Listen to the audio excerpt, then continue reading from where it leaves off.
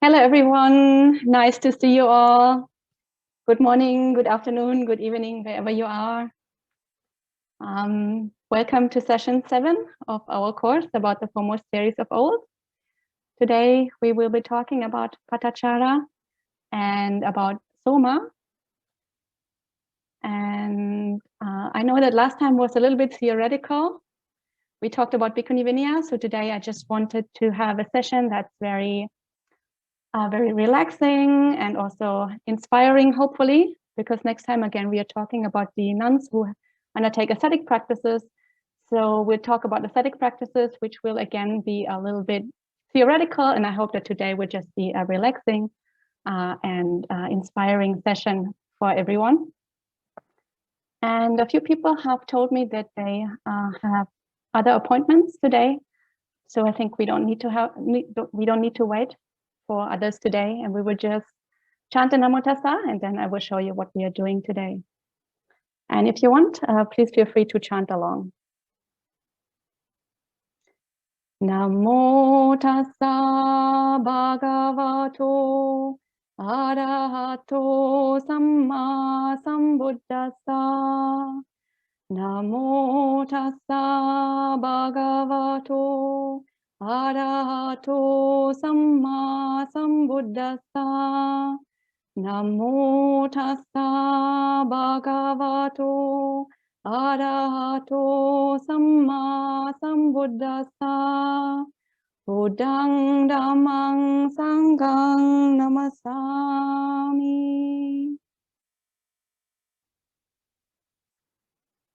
So I will share my screen and show you what we are doing. Today, as I mentioned, we will talk about Paṭācārā and about Somā. And we will start with Paṭācārā, of course, and have a look at her and her students in the Therīgāthā. So we will look at a lot of poems. And I think what we can see there is a very beautiful tradition of the early bhikkhunīs that is very unique to the bhikkhunī sangha, that the monks apparently didn't do as much. So something that we can't really find in the Therīgāthā, the monks' verses. A very unique way to pay homage to a teacher and to express gratitude for a teacher. And we will also see some of Paṭācāra's teachings there, because we don't have any suttas preserved of Paṭācārā where she gives teachings. And then we will have a look at Somā Bhikkhunī in the Bhikkhunī Samyutta, and we will also look at one of the apadāna stories of Somā in the Sanskrit Avadana Shataka. And when we read the apadāna story, then we will see that there is a connection between Somā and Paṭācārā, not in the Pali tradition, but in non-Pali traditions. We can very clearly see that there is a connection between the two, which is why I put them together in today's session. But let's start with Paṭācārā first. And Paṭācārā, of course, is associated in most of the Buddhist traditions with the person foremost in memorizing Vinaya or keeping Vinaya. So she has a Vinaya quality. In the Pali tradition, she is foremost among the nuns who memorize the texts on monastic training. In the Chinese Ekvatara Agama, she is the foremost of those who keep the Vinaya. And in the Independent Sutta T126, she is the one who is foremost among the bhikkhunīs who are few vicious, no moderation, and follow the ascetic practices.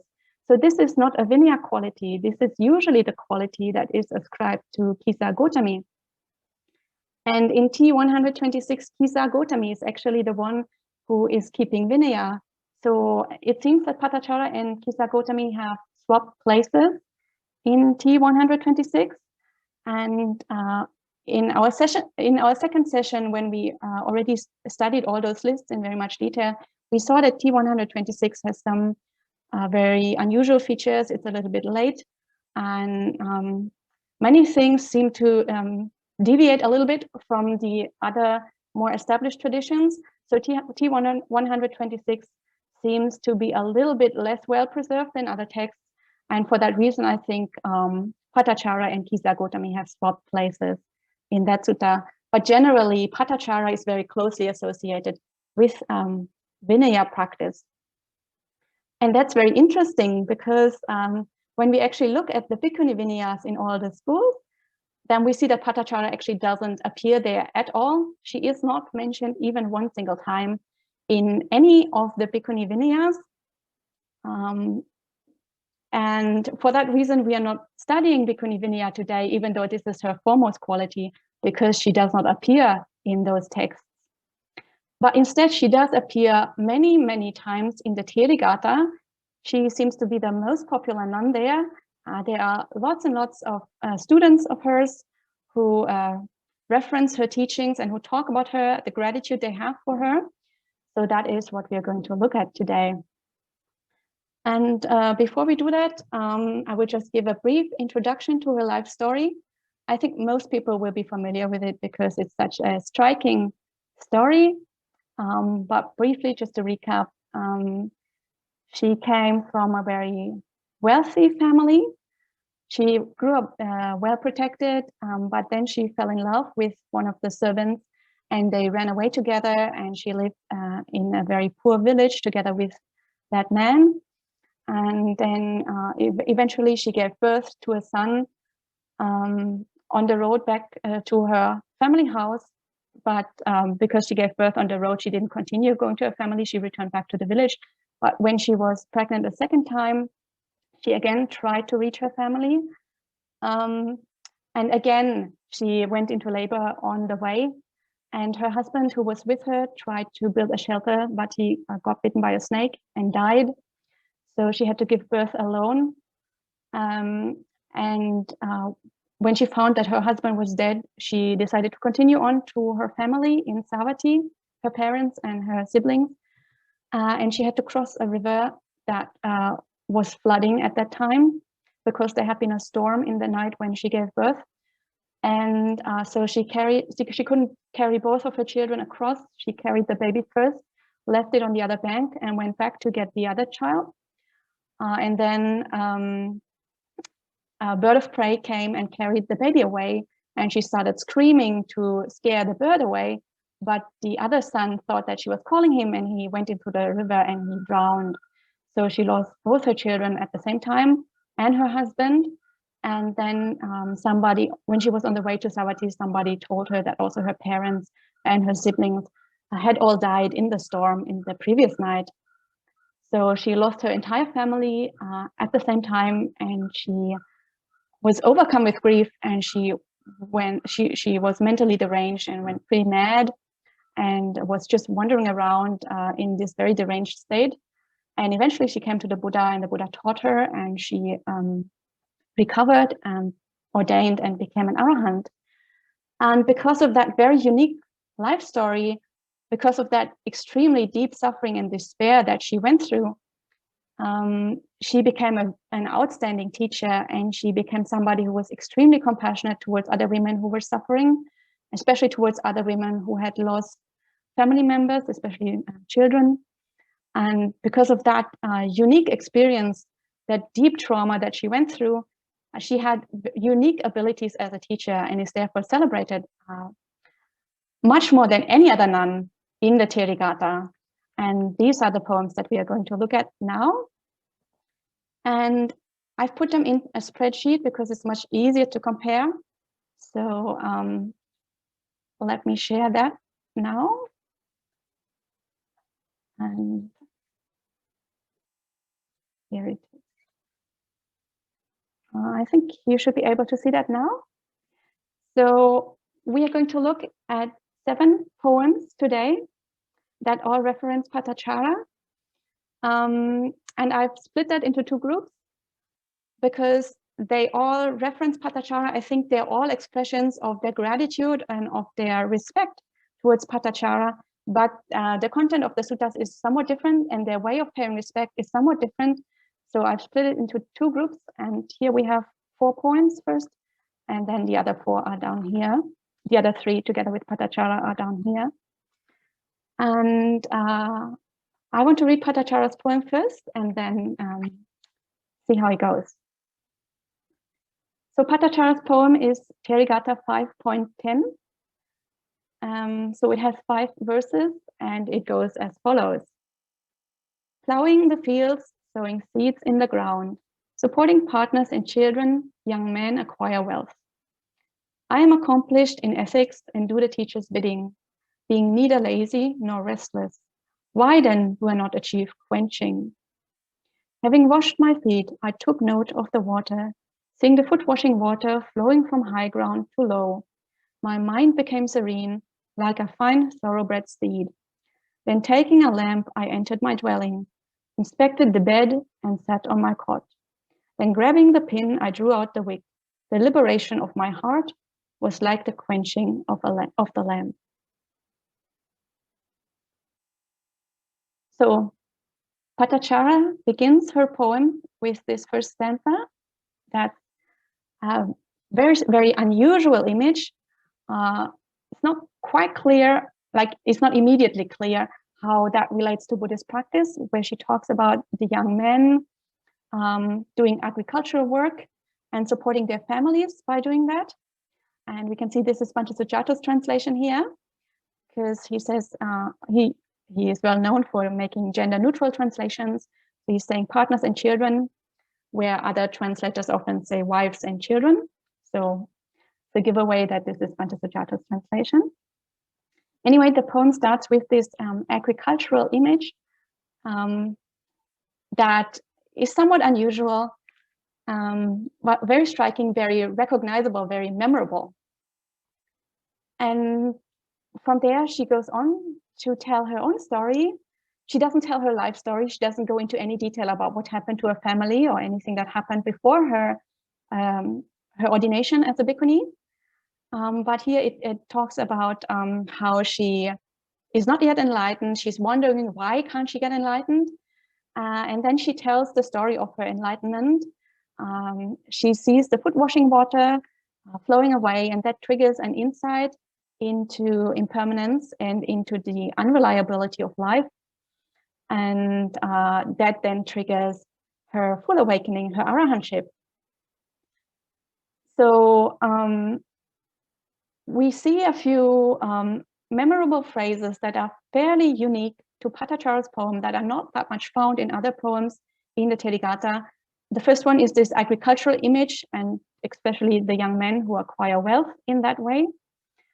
And then I've put them in bold here, the expression, I do the teacher's bidding, and the expression or the image of washing one's feet and of that act, then triggering her full enlightenment.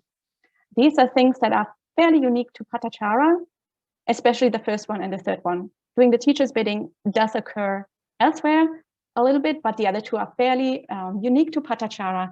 And this is something that we will see over and over picked up in the poems of her students, and that they take up these striking images that identify with Paṭācārā and Paṭācāra's poem that are fairly unique to Paṭācārā and her poem, and they play around with it a little bit. They introduce their own take on the similes. They introduce their own, like they play around, they introduce own variances. And by doing that, I think this is a way for them to immediately evoke Paṭācāra's poem, because as we know, this was an oral tradition. People would have memorized Paṭācāra's poem. So by using very similar imagery, people would immediately make the connection to Paṭācārā. So this is a way of calling her to mind, remembering her, paying respect to her, and also I think of showing gratitude to the teacher who helped them to attain full awakening. And also obviously a way to make sure that her poems and her teachings aren't forgotten. So once her students become teachers in their own right and teach their own students, they make sure that they pass on Paṭācāra's knowledge to the next generations and through the lineages of bhikkhunīs from teachers to students. And that is something that is very unique to the bhikkhuni, to the bhikkhuni tradition, that we don't really see, definitely we don't see it to the same extent in the Therīgāthā. We see it occasionally for other teachers also in the Therīgāthā. We've mentioned it a little bit when we talked about Khema. There was a similar incident in Khema, or similar Similar things happening with Khema and her students, but for Paṭācārā, it's so much more obvious that I wanted to talk about it today. And now I just want to read the first poem of her students, and then we can see much better how that takes place, how they're playing around with Paṭācāra's poem.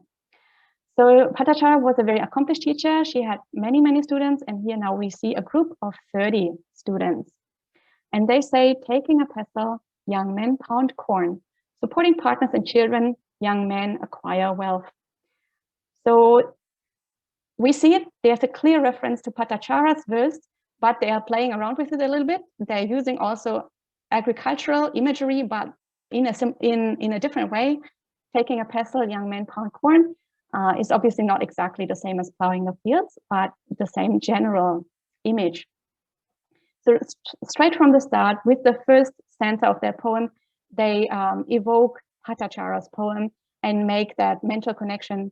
And that would have been a lot more striking, of course, in an oral tradition where people have actually memorized all those poems. So the connection is much more immediate. And they continue, do the Buddha's bidding, after which you will not regret. Having quickly washed your feet, sit in a discreet place to meditate. Devoted to serenity of heart, do the Buddha's bidding. So here we have an instruction preserved directly from Paṭācārā that she gave to the 30 students. And we again see this reference to doing the Buddha's bidding, and also the reference to washing one's feet. And we know that washing one's feet for Paṭācārā, that triggered her full awakening. For the 30 students, it doesn't really trigger their full awakening, but they incorporate that imagery like into their poem as a way to celebrate the full enlightenment of their teacher, because in their own story, washing the feet isn't really that important, but for Paṭācārā, it was really important. So the 30 students continue. After hearing her words, the instructions of Paṭācārā, they washed their feet and retired to a discreet place.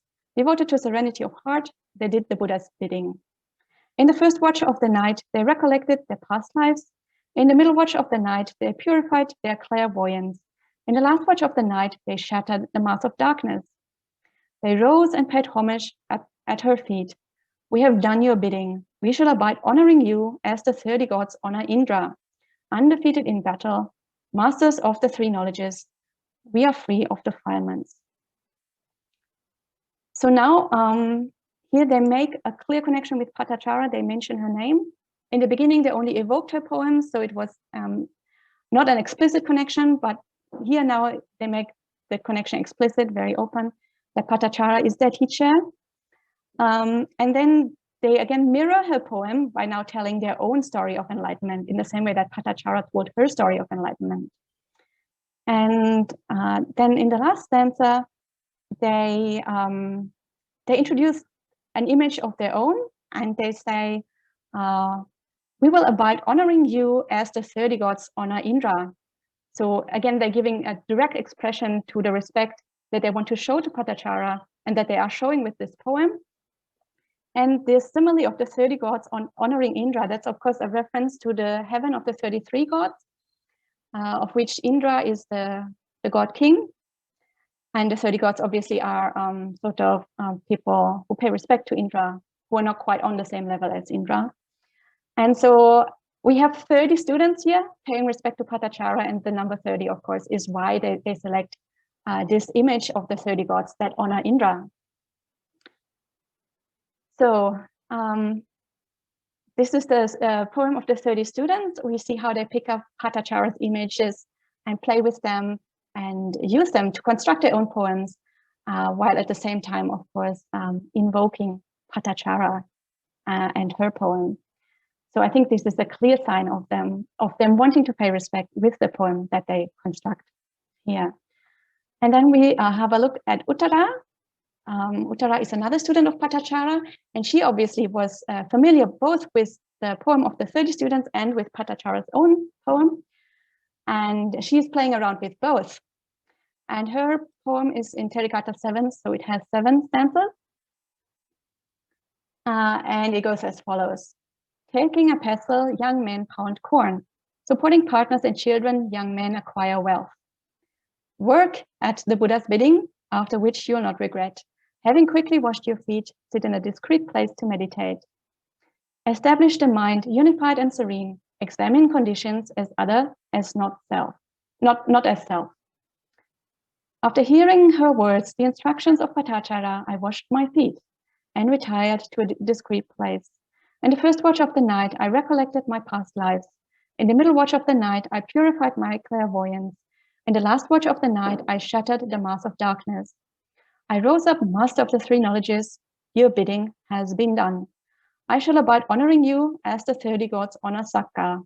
Undefeated in battle, master of the three knowledges, I am free of defilements.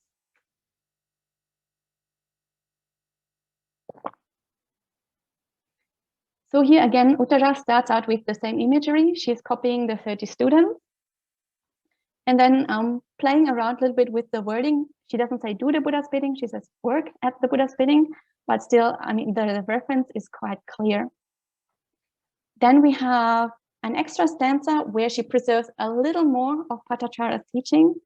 And to me, that's very beautiful because, as I mentioned, we don't have that much of Paṭācārā. We don't have any suttas, and she also doesn't appear in the Vinaya. So it's beautiful to have these small glimpses. And Paṭācārā here teaches her about samatha and vipassana, so a serenity of mind, and then insight practices. So non-self practices. And then again, very, very similar to the 30 students, she hears the instructions, washes her feet, and then goes through the different stages in the 3 watches of the night. And again, in the last verse, she says that she pays respect to Paṭācārā. And I think, and she again uses the simile of the 30 gods that honor Sakka. So Sakka is another name for Indra. This is the same person. Sakka and Indra, the same god king, or king of gods. But because she's only one person, she isn't 30 people. That's why I think it's more likely that the 30 students introduced that image and that Uttara copied it from them, and not the other way around. But clearly, I mean, her poem is a close match with the 30 students. So clearly she was aware of their poem. And we see she has 7 stanzas. And the reason for that is that she has this extra bit here about Paṭācāra's teaching, and that her stanzas are broken up differently from the 30 students. So her stanzas are shorter. That's why she has more. But the actual content is very, very similar. And then we also have Visakha here. Visakha only has 1 stanza, and her poem goes as follows. Fulfill the Buddha's instructions, after which you'll not regret. Having quickly washed your feet, sit in a discreet place to meditate. So she doesn't mention Paṭācārā at all. So we can't actually be 100% sure that she is a student of Paṭācārā, but her poem is so similar. She clearly invokes Paṭācāra's imagery. Clearly, she talks about washing one's feet, and it's basically a copy of the other poems here. So I think it's very likely that she is referencing the other students, and very likely that she also is a student. So here in this first group of poems, we see that that her students pay respect to Paṭācārā by playing around with Paṭācāra's poem and by playing around with Paṭācāra's imagery. And in the next group of poems that we're going to look at now, I think they're also paying respect to Paṭācārā, but they're doing it differently. They're doing it by paying respect, or by incorporating Paṭācāra's life story into their poems, and by incorporating Paṭācāra's teachings into their poems. So I've just copied Paṭācāra's poem again here for reference, but I'm not going to go through it again. And we will start with Chanda's poem.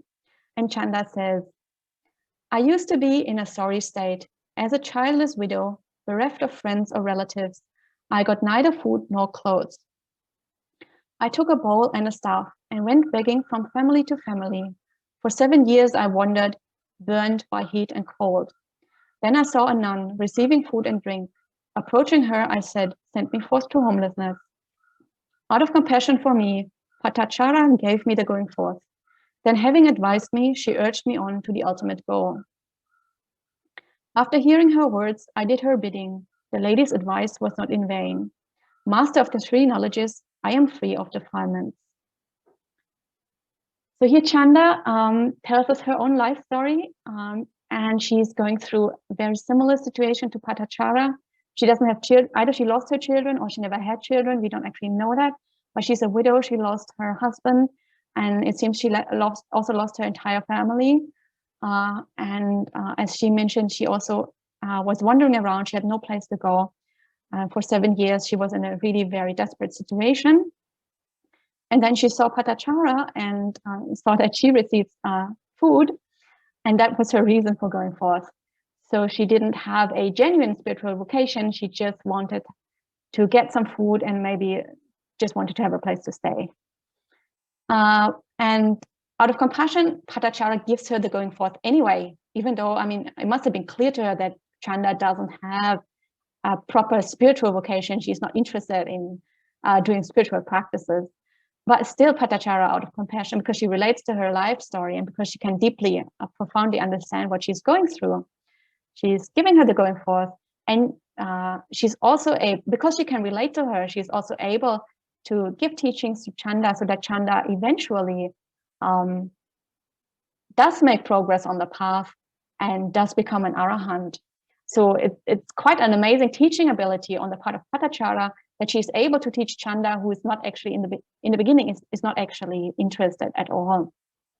And I think that's because she's able to deeply empathize with the situation that Chanda is going through.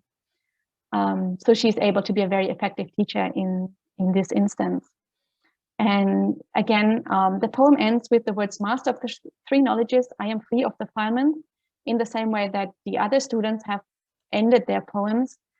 So I think she's again a little bit making a reference to the other poems, at least in her very last stanza.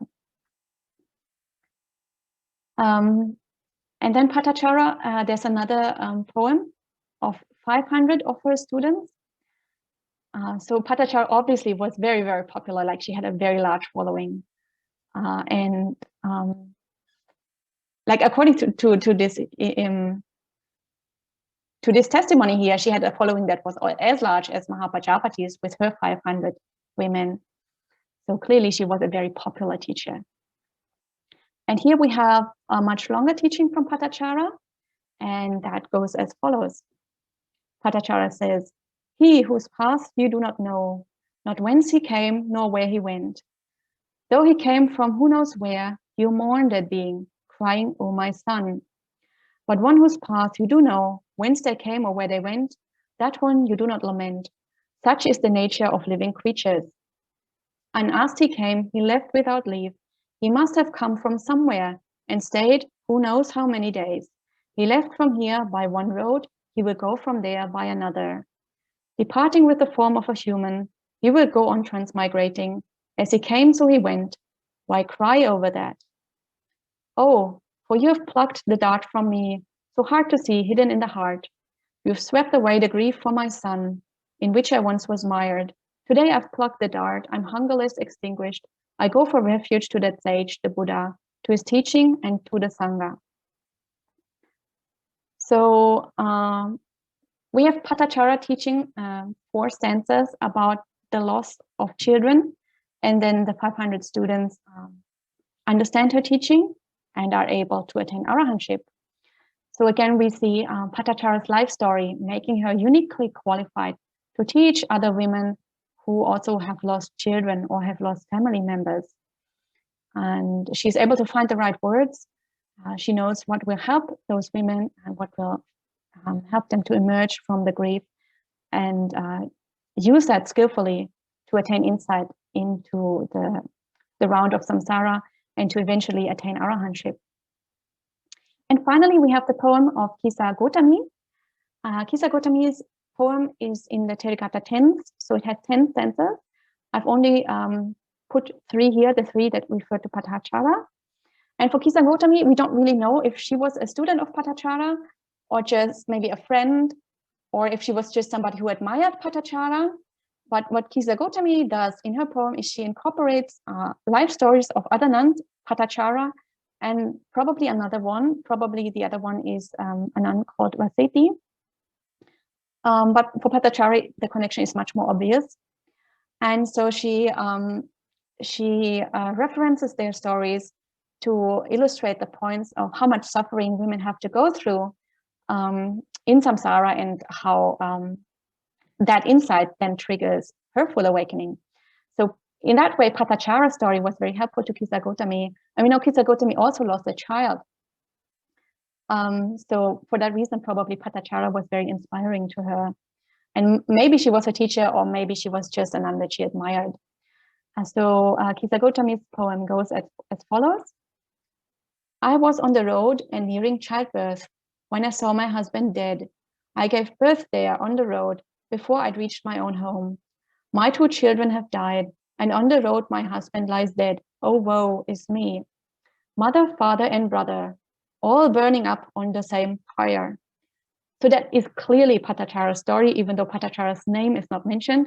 That's very clearly not Kisa Gotami's story of her own, because Kisa Gotami's husband wasn't dead and her family also wasn't dead. Only her child died. And now we have here a stanza preserved, which seems to be the Buddha's instruction to Paṭācārā, which was able to extract Paṭācārā from her grief and restore her sanity. So that's very interesting to find that not in Paṭācāra's own poem, but to find it in Kisa Gotami's poem. And the Buddha says to her, oh, woe is you whose family is lost. Your suffering has no measure. You have been shedding tears for many thousands of lives.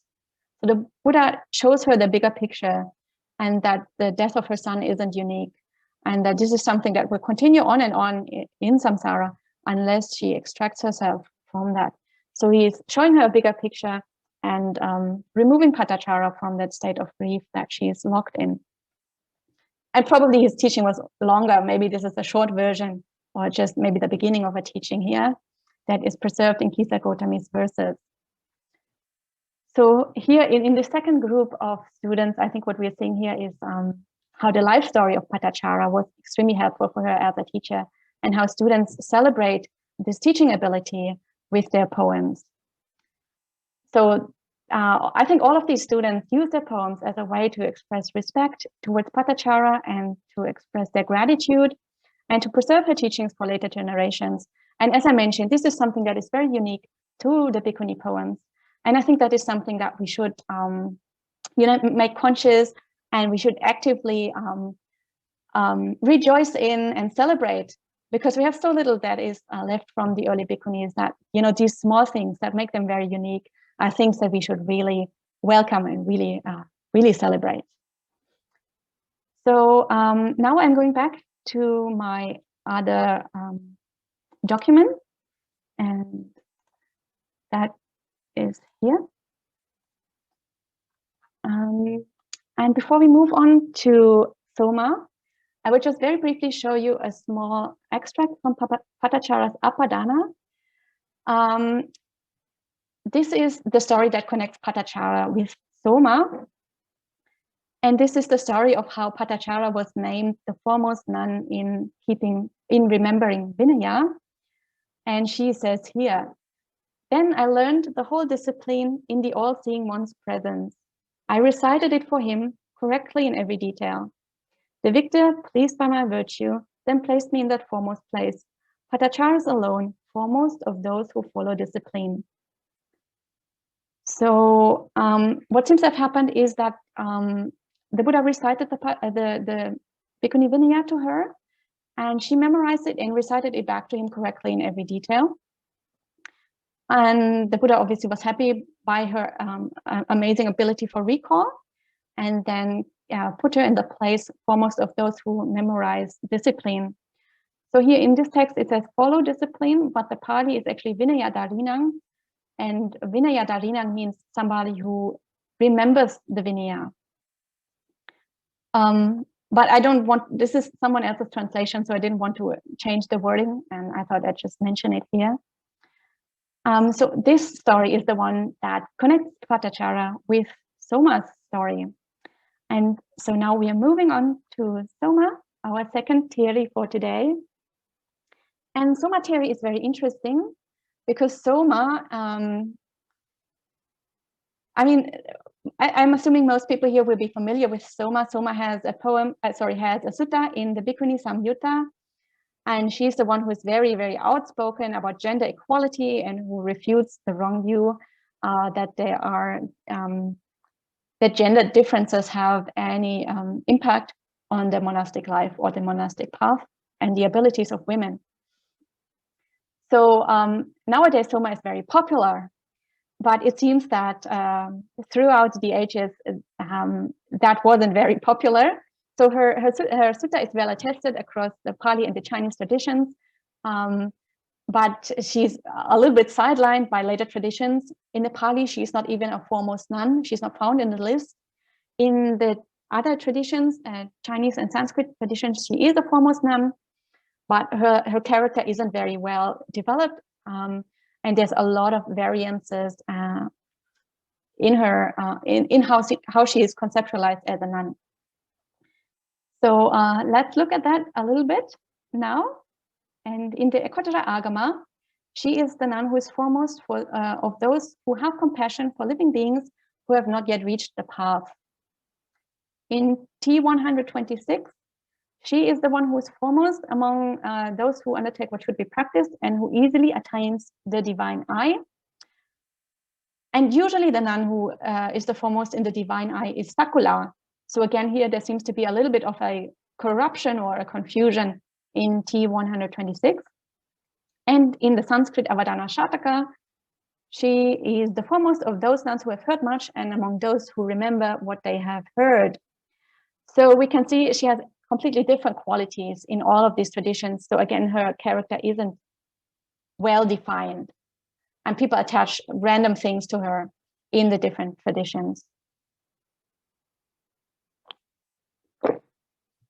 And also this doesn't really refer to the sutta that is preserved of her in Pali and in 2 Chinese versions. So clearly the sutta wasn't very popular, and there wasn't really a link made between her foremost qualities and that sutta. So let's briefly read the sutta. It's a very short sutta. I'll be reading this time from the Pali version of the sutta. If you recall, we have read sutta from the Bhikkhunīs Samyutta already when we talked about Upalavanna. And that time we read a Chinese version, so I'm thinking it's good to mix it up a little bit and look at the Pali version this time. And I'm using Bantu Sujato's translation. And the sutta goes as follows. At Savatthi, then the nun Somā robed up in the morning and taking her bowl and robe, entered Savatthi for alms. She wandered for alms in Savatthi. After the meal, on her return from alms round, she went to the dark forest, the Andavana, plunged deep into it and sat at the root of a tree for the day's meditation. I'm sorry, we just lost electricity here, so I'm assuming you can see it's very dark. I'm very dark. Hopefully you can still see me. And hopefully electricity will come back soon, because if it doesn't come back within the next 10 minutes, my internet will cut out. Just to warn you, but let's hope that electricity will come back soon. And maybe I should set up a lamp so you can see me.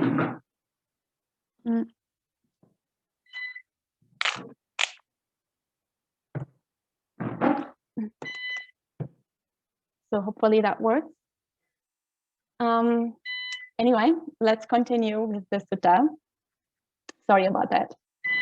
Then Mara the wicked, wanting to make the nun Somā feel fear, terror, and goosebumps, wanting to make her fall away from immersion, from samadhi, went up to her and addressed her in verse. Very good, electricity is back. That states very challenging. It is for the sages to attain. It is not possible for a woman with her 2-fingered wisdom. Then the nun Somā thought, who's speaking this verse, a human or a non-human? Then she thought, this is Mara the wicked, wanting to make me feel fear, terror, and goosebumps, wanting to make me fall away from immersion. Then Somā, knowing that this was Mara the wicked, replied to him in verse, what difference does womanhood make when the mind is serene and knowledge is present as you rightly discern the Dhamma? Surely someone who might think, I am a woman, or I am a man, or I am anything at all, is fit for Mara to address. Then Mara the wicked, thinking, the nun Somā knows me, miserable and sad, vanished right there. So here we have the sutta that, I think this is the sutta among the early texts, this is the sutta that most clearly states that there is no gender difference between men and women when it comes to spiritual abilities. And we clearly see that that view that women are somewhat inferior is put into Mara's mouth. So that is clearly marked to be a wrong view. Like it couldn't be clearer than putting it into Mara's mouth. And Somā also very clearly states, if you think in gender categories at all, if you think like I'm a woman, I'm a man, or I'm anything at all, I'm this or that gender or whatever, that way of thinking alone means somebody is under the sway of defilements, under the sway of wrong view. That is somebody who Mara can influence because of the wrong view, because of the defilements. Very clearly here, thinking in gender categories is shown up to be a wrong view. And of course, this kind of suttas is completely in line with the way of thinking in the early Buddhist texts, where we don't really see much gender discrimination. But as we have seen over the course of the last few weeks, the situation changed over the next decades and centuries after the Buddha's passing, and gender hierarchies became introduced into Buddhism and the Buddhist sangha. So these kind of suttas, especially this sutta, must have become very challenging for later tradition. And I think that is probably the reason why Somā was buried a little bit by tradition, why in the Pali she's not a foremost nun. And also in the Pali tradition, she only has a very generic apadāna story. She's not a developed character at all. She doesn't have any specific features. Her story is not in any way remarkable. And in the Chinese and Sanskrit versions, she is a foremost nun, but she has so many different qualities that, again, it doesn't seem likely that she had a well-defined character. And that's kind of interesting because we have seen, for example, with Khema was teaching King Pasenadi in the early sources, and that got redefined into her teaching the queen. And with Upalavanna, she was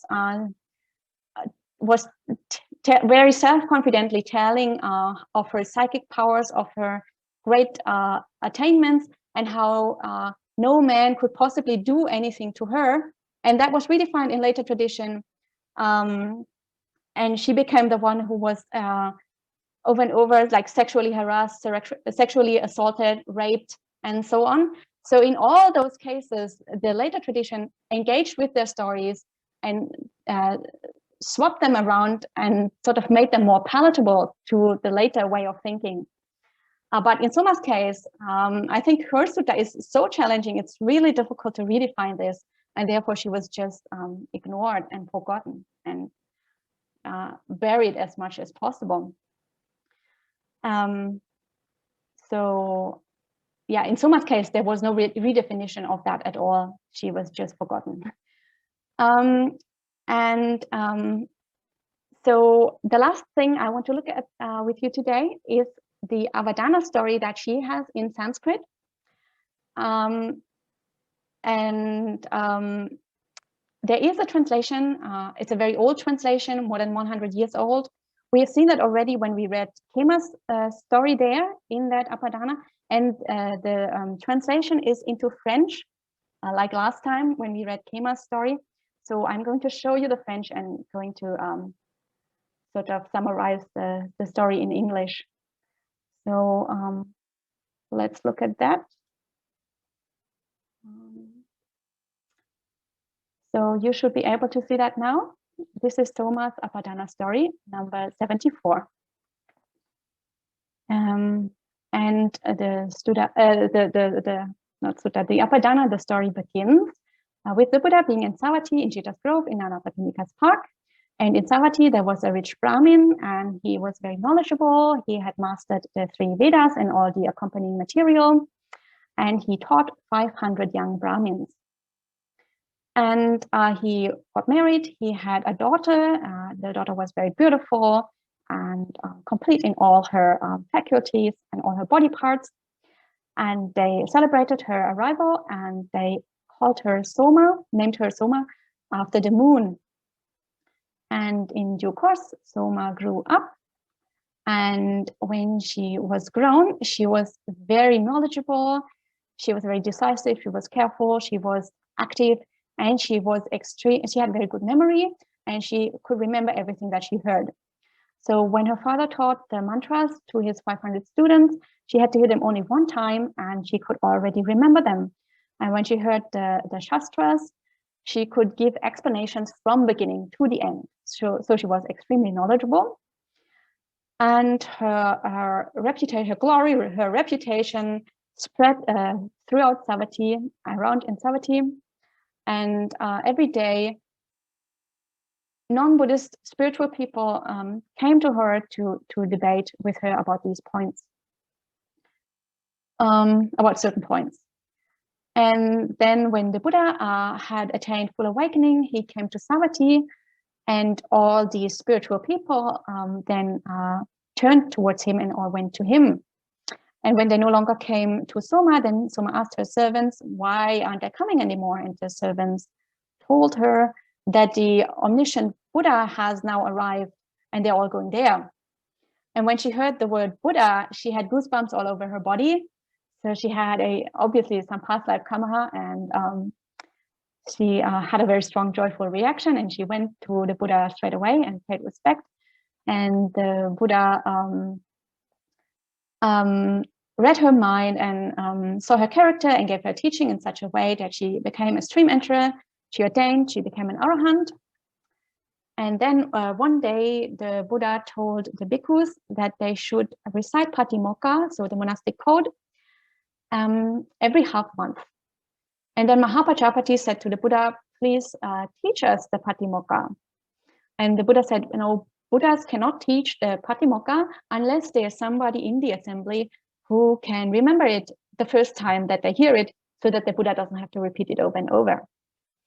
And only under this condition will I be able to teach. And then Somā gets up and makes Anjali to the Buddha and says to the Buddha, please teach the Patimokkha. I will remember it after the first time. And then the Buddha teaches, and she remembers it after the first time. And then the Buddha says to the bhikkhus, because she is the foremost of the bhikkhunīs who have heard much and who remember what they have heard. And now there's a past life story, but I think we are going to leave that out because it's a very generic story. But here we clearly see the connection between Somā's story and between Paṭācārā's story. So it's the same story. The Buddha recites Patimokkha and they remember it at the first time. And then the Buddha puts them in the foremost place. The only thing is that for Paṭācārā, he puts her in the foremost place of those who memorize Vinaya. So it fits the story very well. But for Somā, she's put into the foremost place among those who have heard much and who remember what they have heard. And that's a quality that appears elsewhere in the canon also. And usually that means that refers to somebody who knows a lot of Dhamma, not Vinaya necessarily. So it's a little bit odd here to see that. And I think the reason for that is because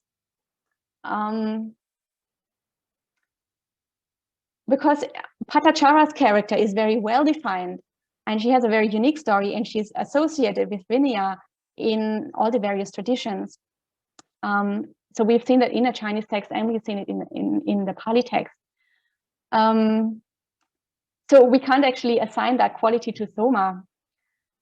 So they have to assign a quality that is somewhat similar, that sort of fits but doesn't quite properly fit. And that I think that shows us that this story again is a composite story, and they put things together that originally belonged to other people, such as I think it's likely that this story belonged to Paṭācārā, because obviously this is a Vinaya text that they're talking about, and that it was later attributed to Somā to make a nice story around that character.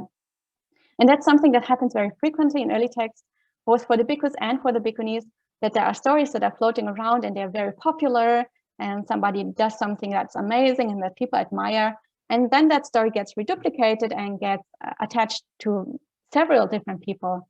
So that happens quite frequently, also to the monks.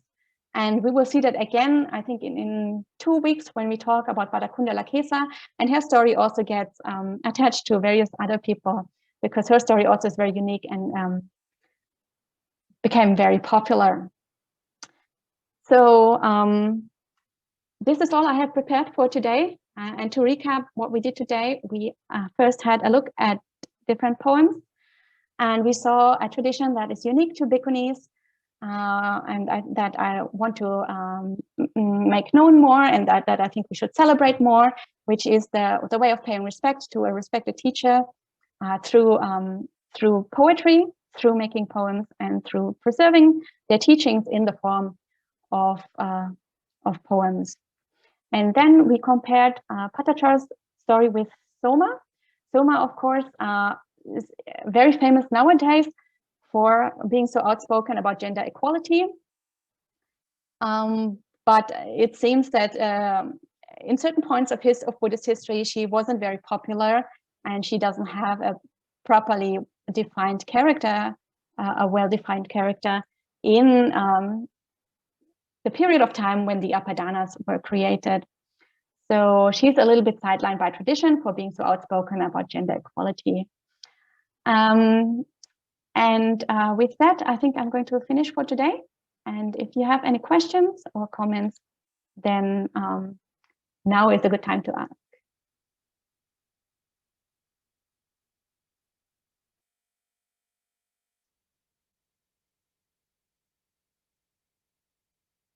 Dana, yes? Dana, you have to unmute yourself. Yes. Yes. Now that was very interesting. Thank you. There is one thing about Chanda that I don't feel there is enough information to assume that she had a very mundane view of things. You know, when she wanted to ordain, I mean, she must have been worn out of living, you know. So I feel that because the story ends actually with her saying that she attained the high stage, my feeling is that she already must have been inclined that way. And the first thing, I guess she was starving, that she saw a nun getting food. But it doesn't, in my mind, it doesn't really mean that that's what was her main motivation. Anyway, that's what I feel personally. Yeah. Yeah, I think, I mean, I can share the poem again so we can have a look at it. So yeah, you're referring to this poem here. Well, yeah, she says like she was went begging. She was wandering for 7 years. She saw a nun. She saw how the nun received food and drink, and then she said, "Send me forth to homelessness." So, of course, like we cannot be sure, and I mean, this is all interpretation, right? But because she was wandering for 7 years, I mean, that must have meant that she theoretically would have had the opportunity to go forth throughout all those 7 years if she wanted to, since she doesn't have family anymore. So there's nobody to hold her back, no husband or no parents to prevent her from actually going forth if she wants to. But because the poem says that when she sees that someone else receives food, then only she goes forth. I personally feel that probably that was her motivation. But I mean, clearly, I mean, for somebody who deeply sees the suffering of life, it's not that difficult to then develop a genuine spiritual motivation and to you know, to make that, to understand the Dhamma and make progress on the path. So maybe everything came together at some point. Yeah, sure. Now I wonder, you know, what was the condition there that if someone like her would wander the countryside, whether she would come across the Buddhist nuns, or maybe that was the first time she actually, I wonder. I mean, 7 years, you would think that she would come across the monastics, yeah. I don't know. Yeah. But what you're suggesting is yes. Oh, that's good. Yeah.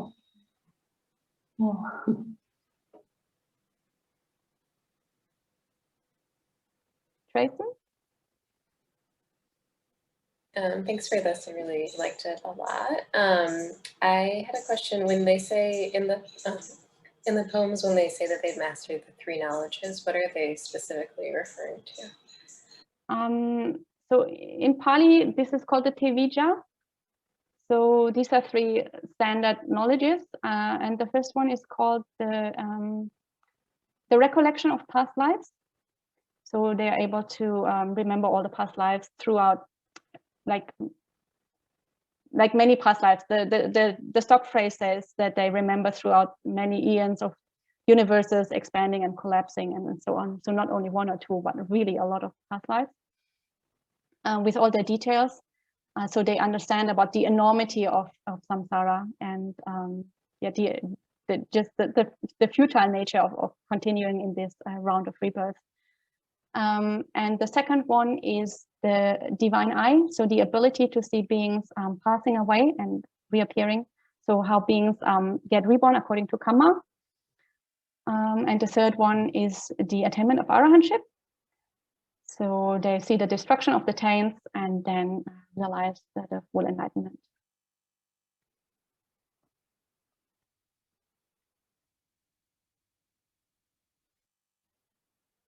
Gillian? You didn't have a question. I thought. I'm sorry, I was waving my arm in a random fashion. Okay, no problem. Yeah, no problem.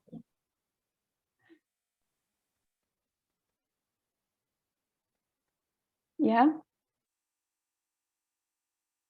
Sorry, you have to unmute yourself. Oh yeah. Hi, Cindy. Hi. Thank you very much for that. That's very interesting.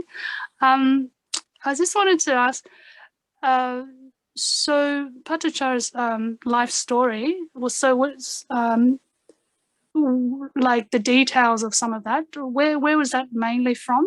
She didn't write any poems about that herself. I gathered, one of the other nuns wrote a bit about that. Is that where we know about her life story, or is there more commentary or something like that where we get that from? Yeah, so the earliest version is from the early text. The earliest bit is the poem of Kisa Gautami that I showed just now. And then we obviously have her apadāna, and I've shortened her apadāna very much. I only showed you the 2 stanzas that talk about her being the foremost nun, how she attained that. But there is a lot more in her apadāna. It's much, much longer. I just couldn't go through everything today. So in her apadāna, it's put into her own mouth, but apadānas are much later literature.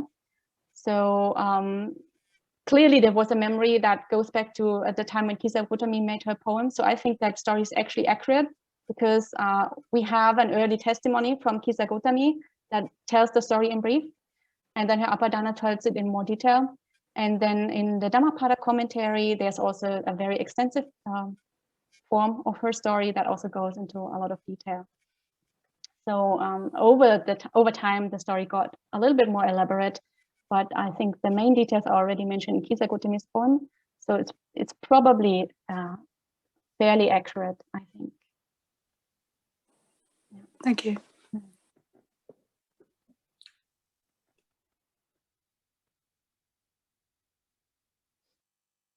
Any other questions? Yes, Anna-Marie? It's not really a question, it's just a comment, but thank you for everything, but also for laying out the poems like next to each other. It made me smile a bit because like how the other nuns were influenced or were using Paṭācāra's words, and like nowadays there's well-respected teachers that whose stories and ways of teaching get repeated a lot by their disciples, so it just makes it relatable. So it was nice. Thank you. Yeah, it's a very good teaching device. And I think because when teachers are very respected, we have this emotional connection to them. So if we repeat, if the students repeat the stories, then it's much easier for people to get a connection and to listen more. And once you have an emotional connection, it's much easier to bring difficult points of Dhamma across, because people have this positive mindset. And I think it's a very skillful way of doing that. And obviously it goes back to an early time already. Yeah. I think Gillian now really has a question. Has a hand up. One thing that hasn't been mentioned is in the story of Paṭācāra's awakening, it's said in a couple of the poems, in the first watch of the night and the second watch of the night and the third watch of the night. And that seems to echo the summaries of what happened to the Lord Buddha at the time of his awakening. And I was sort of thinking it's interesting how bits of text, and I mean, we see it in the suttas, you know, bits of text are sort of here and there and elsewhere in the jigsaw. So it makes it sort of harder to know. It's almost like a formula for she had some really excellent meditation in a way, which unites her with the tradition, but at the same time, we see less of a personality of an individual woman. So it's, you know, it's a sort of has a strength and a disappointment in it, I think. Yeah. Interesting. Yeah. Yeah, sometimes people assume because some poems are similar that they aren't well preserved and they forgot somebody's poem and copied someone else's. That is the reason why I laid them out next to each other like this, because I think we can see small variances. So they aren't exactly the same. So I think people are playing around with each other's poem, and I think people are paying respect to each other by incorporating bits and pieces from other people's poem. I don't think that's necessarily a sign that the poems were corrupted or that the poems that we lost anything. I think this is really could very well be original and could very well be intended. And I think this is also a way, again, to evoke an emotional response from the listeners. If you make, like, if you say your own enlightenment was exactly the same way as the Buddha's, then of course, I mean, people might be more like, first of all, have an emotional connection, or also think more that this is an authentic statement. And so it's a way of saying, like, of showing that this is actually true enlightenment and not just some other fake thing, because you went through exactly the same process as the Buddha went through. So it could also be a skillful way of stating one's enlightenment. I think it makes the text rich. For me, it makes the text richer overall. But it's just such a long time ago that there's just no way that scholars can go back and look for surrounding evidence of, you know, which might have happened in which situation, which. Whereas, you know, if it was a medieval document, we'd have lots of things to be comparing it with, and it would be different. Yeah, we don't have much, but at least we have a little bit. I think that's actually also one of the things I want to show with this course, that we do have a little bit, and we have enough to be inspired and to piece at least a few things together and to show how developments evolve over periods of time, over centuries. So if we only look at one nun, then it's very difficult because that could be an outlier. But if we look at the stories of many nuns over the historical strata of text, then I think we can see tendencies. And I think we do have quite a bit of material to draw a few conclusions.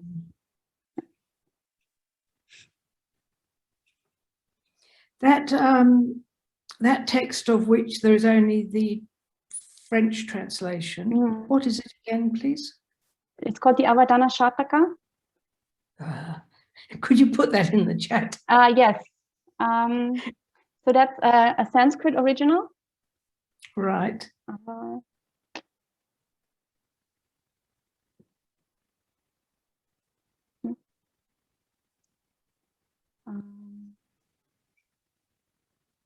Thank you. And people assume that this was written, I think, around the 2nd century CE.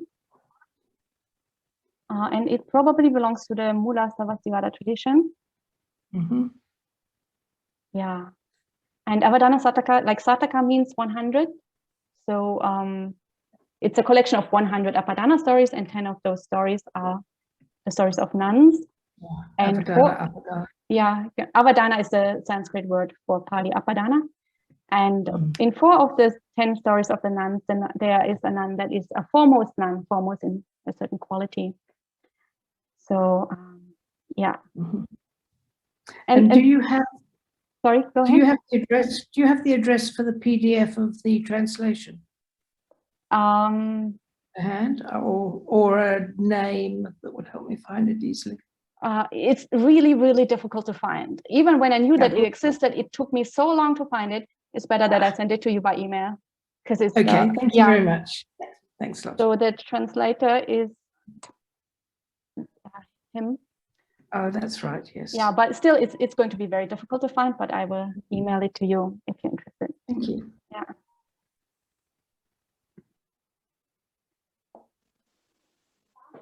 Okay. Any other questions? Okay, then I think we can finish for today. As usual, we will finish with 3 sadhus. Please feel free to join me if you want to. Sadhu, sadhu, sadhu. See you all next time.